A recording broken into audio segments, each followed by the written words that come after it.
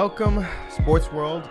Again, an amazing segment. We are back here in the True Sports Studios to discuss some more NBA basketball. Here with my host here, AJ, in the building. What's going on? My guy, Kahon. How you doing? And the boy, S. What it do?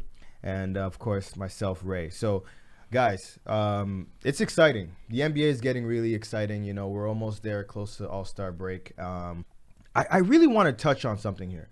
Does Houston have a problem?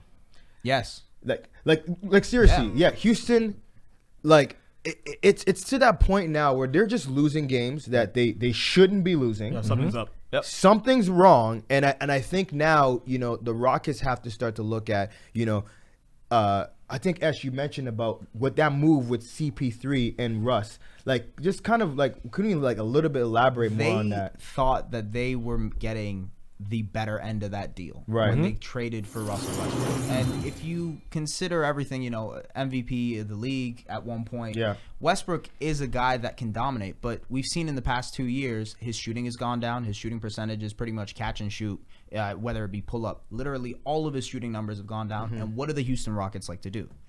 To shoot. Run and gun. That's all they like to do. And if you look at it, most of the times when Westbrook's on the court, on offense, they're playing 4-on-5.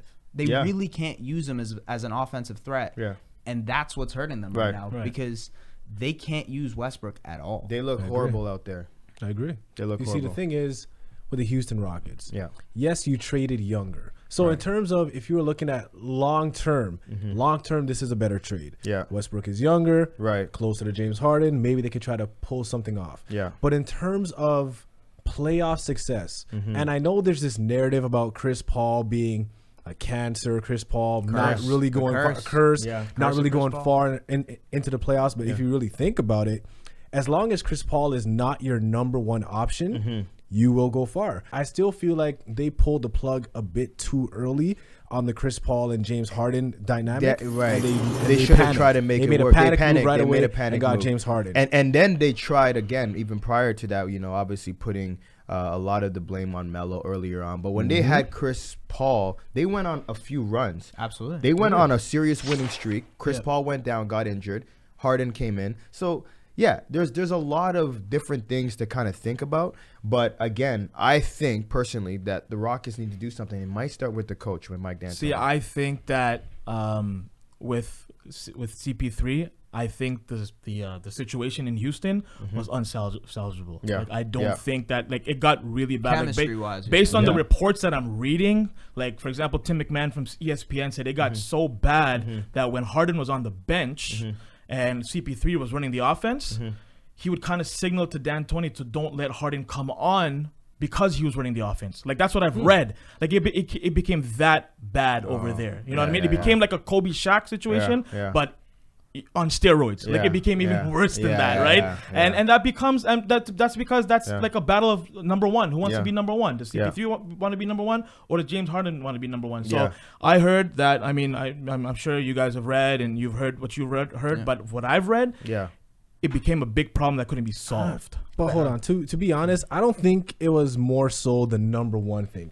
I think the problem is that who wants to play with a guy who just dribbles, step backs and shoots, and nobody else is involved with the offense? Exactly. You see with Chris Paul, when Chris Paul is, I'm not going to say number one option, but when Chris Paul is running the show, everybody's moving, everybody's getting touches. Everybody has a chance to do something instead of watching somebody go through the legs 5-6 times and then pull up for a step back three, sticking his leg out for false fouls. Don't get me wrong. I'm not blaming CP3. I'm just saying, there was problems with the way that Harden ran the offense. Like, when they lost to Golden State, there are reports that backstage it got a little bit tense between Harden and CP3. Absolutely. And who's right, who's wrong, we don't know. But we saw that the scuffle between them during, you know, it literally in the huddle, right? You know, when he literally hit his hand, like, you know, Chris Paul, like, you know what I'm saying? So you know that there's obviously something wrong, and they had to make a move. And, you know, they just, you know, it is what it is. But I don't think they got much better now with Westbrook and James Harden. But then again, that's just another topic. But I don't know. Houston's definitely got a problem, and they got to I just want to add something to that. It also shows the culture, especially if your coach doesn't feel like he's on top and the players are supposed to follow his lead or even give small examples. Right. It shows that from the top down, there's no structure and there's no order. Yeah. I don't care who I am but as a coach, if I'm coaching this team and my 2 players don't give me that quote unquote respect to run the plays, to run the offense, to at least follow the playbook. Right. How do I expect my other 3 to 15 players to be able to follow me? They're not gonna so buy that's in. the problem. Yeah. Like you said, Mike D'Antoni is a great coach, but I don't feel like he's like a respected coach. Like I think if you switch Mike D'Antoni with who's that? Nick Nurse. Nick Nurse. You see, he may not be the long longevity as a coach, may not be the brand name, but as a player, if you listen to a coach and you be like, you know what? His schemes make sense, and his schemes are something I could follow. I'm going to try to buy in. I don't think they buy into D'Antoni's system because D'Antoni's system, all about stats, 7 seconds or less, shoot the 3. And we talked about that before too, right? Like last episode, I called it cheap coaching, right? Live by the 3, die by the 3. That's easy stuff. You know what I mean? And that's only going to last you a little while, and it's going to come and bite you in the behind. The other thing is that when Harden is all said and done with Houston is in trouble. Like, they are going to be one of the worst teams because they've given up so many draft picks as well. They've given it up because they think they can contend now, they can win now. And if that doesn't happen, they're in huge trouble. Like, big trouble. So perfect. My name's Abbas Jafri, and thank you for following and watching True Sports TV.